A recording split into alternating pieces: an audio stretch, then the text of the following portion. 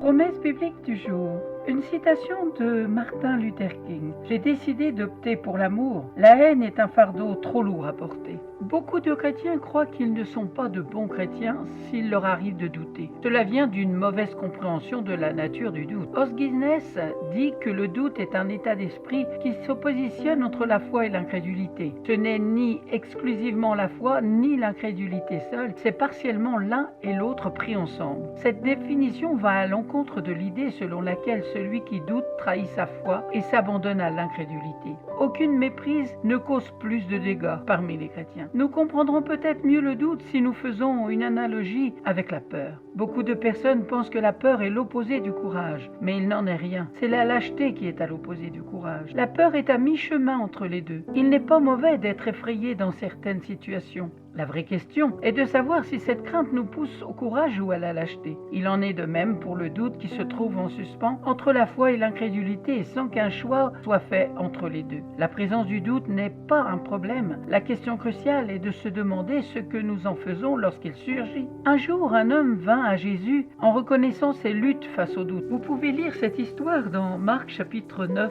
versets 14 à 29. Et j'ai retenu ces deux versets, le 23 et 24. Cet homme qui a apporté ses doutes à Jésus. Jésus lui dit, si tu peux, tout est possible à celui qui croit. Aussitôt le père de l'enfant s'écria, je crois, viens au secours de mon incrédulité. La lutte contre le doute doit être considérée comme un signe de foi et non d'incrédulité. Ce qui détruit la foi, ce n'est pas le doute, mais la désobéissance, le refus de déposer nos doutes aux pieds de Jésus. Lorsque nous sommes en proie au doute, nous devons nous répéter la prière de l'homme venu chercher de l'aide auprès de Jésus. Je crois, viens au secours de mon incrédulité. Autrement dit, je crois, mais je veux croire davantage encore. Cette attitude change tout. Voyons la réaction de Jésus face au doute de Thomas, dans Jean chapitre 20, versets 27 à 29. Puis il dit à Thomas, avance ici ton doigt et regarde mes mains. Avance aussi ta main et mets-la dans mon côté. Et ne sois pas incrédule, mais crois. Thomas lui répondit, mon Seigneur et mon Dieu. Jésus lui dit, parce que tu m'as vu, tu as cru. Heureux ceux qui n'ont pas vu et qui ont cru. Voyons maintenant un entretien avec Dieu qui chasse les doutes et qui nous éclaire. C'est dans Job chapitre 42, verset 1 et le verset 5. Job répondit à l'Éternel et dit, je reconnais que tu peux tout et que rien ne s'oppose à tes pensées. Écoute-moi et je parlerai. Je t'interrogerai et tu m'instruiras. Mon oreille avait entendu parler de toi, mais maintenant mon œil t'a vu. Les doutes qui s'installent rendent l'esprit agité. Disons cela dans Jacques chapitre 1 verset 6. Mais qu'il la demande avec foi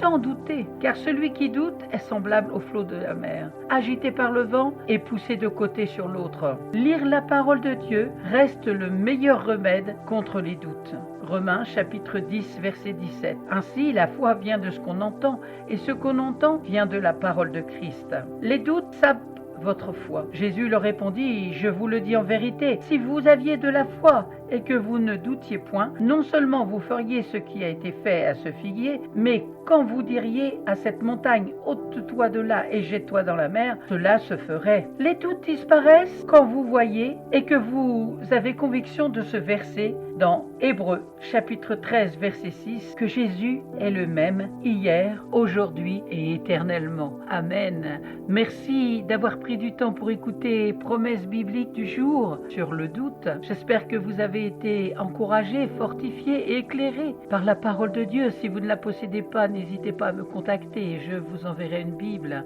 Je vous souhaite bon courage et je vous dis à très bientôt.